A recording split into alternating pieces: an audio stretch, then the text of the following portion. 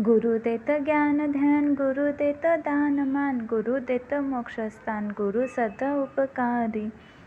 ऐसे मेरे परम श्रद्धेय परम उपकारी गुरु को गुरु पूर्णिमा की हार्दिक हार्दिक शुभकामनाएं। हैप्पी गुरु पूर्णिमा। सूरज की किरण प्रकाश फैला देती है, बसंत की बहार फूलों को महका देती है। गुरु कृपा में बड़ी शक्ति होती है। गुरु की एक नज़र सोया भाग्य जगाती है, सोया भाग्य जगाती है। नसीब उनका निराला होता है जिन्हें मिलता गुरु के चरणों में स्थान है।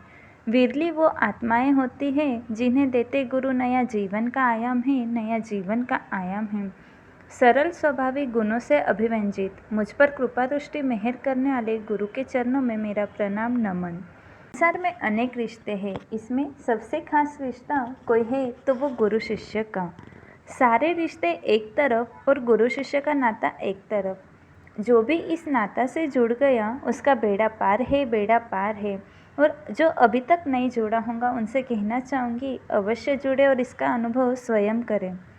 गुरु शिष्य का रिश्ता एकमात्र ऐसा रिश्ता है जो इंसान के जीवन में स्वज्ञान का प्रकाश फैलाकर आनंद का सागर और भक्ति की बहार लाता है। और जो गुरु के नाव में बैठ गया उसकी कश्ती तो किनारे भवपार लगी गई, भवपार लगी ही गई। सांसारिक रिश्ते बेहोशी, अज्ञान और वासना में तैयार होते हैं जो इंसान को आजीवन बंधनों में जकड़े रखते हैं। सजगता, ज्ञान और भक्ति में तैयार होने वाला गुरु शिष्य रिश्ता शिष्य के जीवन में मुक्ति का अध्याय खोलता है। सागर के गहराई से मोती मिलते हैं, सागर के गहराई से मोती मिलते हैं। पर्वतों को खोदने पर हीरे पन्ने मिलते हैं। आत्मस्वरूप को पाने के लिए गुरु का सानिध्य चाहिए और सानिध्य मिलते ही इनकी कृपा मिलती है, कृपा मिलती है। हमारे जीवन में 3 उपकारी होते हैं जो गुरु के समान हैं। इनका कर्जा कभी चुकाया नहीं जाता। हम जो कुछ भी है इनके ही हित शिक्षा संस्कारों से है। वो है माता पिता और सद्गुरु। माता पिता जन्म देते हैं तो गुरु जन्म सार्थक करते हैं। माता पिता जीवन देते हैं तो गुरु जीने की कला सिखाते हैं। माता पिता चलना सिखाते हैं तो गुरु सही राह पर चलना सिखाते हैं। माता पिता बोलना सिखाते हैं तो गुरु सही वचन का प्रयोग करना सिखाते हैं। माता पिता अक्षर की पहचान कराते हैं तो गुरु अक्षरों को जोड़ विचारधारा सिखाते हैं। माता पिता जगत से पहचान कराते हैं तो गुरु स्व की पहचान कराते हैं। ज्ञान, चारित्र, संस्कार की शिक्षा हम इनसे ही तो पाते हैं, इनसे ही तो पाते हैं। सच्चा गुरु कौन होता है, इसके लिए कबीर जी का दोहा याद आता है। गुरु गोविंद दो खड़े काके लागू पाए, गुरु गोविंद दो खड़े काके लागू पाए, बलिहारी गुरु आपने गोविंद दिया बताए, गोविंद दिया बताए।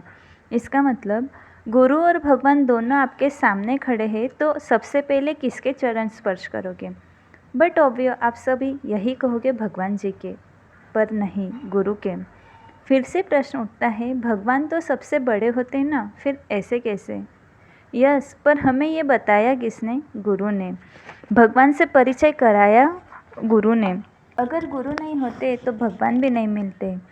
सच्चा गुरु पारस समान होता है। जैसे पारस किसी लोहे को छू ले तो उसका सोना बन जाता है, वैसे ही सच्चा गुरु अपनी शिक्षा और ज्ञान से शिष्य के सारे अवगुण दूर करता है और उसके व्यक्तित्व को निखार देता है।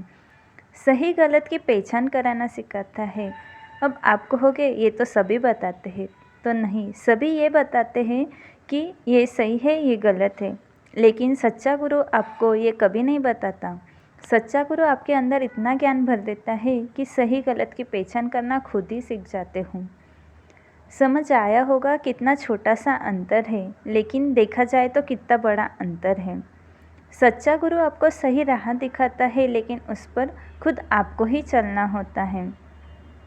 सच्चा गुरु, सद्गुरु तो वह है संसारिक या भौतिक ज्ञान में भले ही BA, MA या किसी डिग्री का धारक न हो, किंतु यदि उसके रोम रोम में आत्मज्ञान है, आत्मलक्षी ज्ञान है, आत्महित का, आत्मकल्याण का बोध कुट कुट कर भरा है, तो वह अपने समय पाने वाले जिज्ञासु की प्रत्येक उलझन समस्या को तुरंत अपने तत्वज्ञान से सुलझा देगा।